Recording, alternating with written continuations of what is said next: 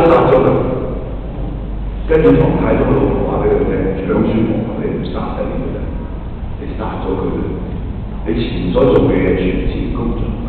第二，你就係一個英明王。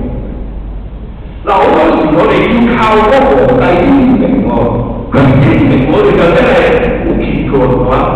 所以孫中山佢參考呢個所謂御史大夫嘅制度，監察個皇帝咧就係好似設立一個監察院，然後呢個監察院入邊嘅成員係冇黨派色彩嘅，要係完全中立嘅，我哋監督呢個統治者。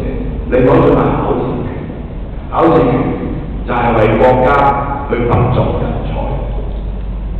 公務員要通過個考試制度，由呢個考試負責。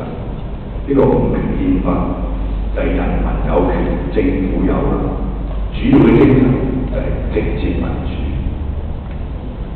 講就天下無敵。孫中山成套嘢呢100年來未實行過。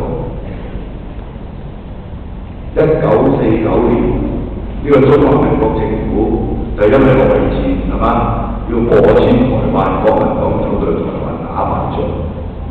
共產黨個政權取而代之，國號都改埋中華民國，叫做中華人民共和國，就好搞笑。嗱，所以即係我哋喺世界上面睇到有好多唔同嘅體制嘅國家，有啲君主制，有啲係共和制。但係君主制同共和制咧，就可以將佢即係又分兩種。一種係君主制，但係佢係民主政治嚟嘅，君主立憲，皇帝冇權嘅，係嘛？個國體所謂 form of state 係皇帝嘅體制，但係科學家同個政治體制係民主。英國係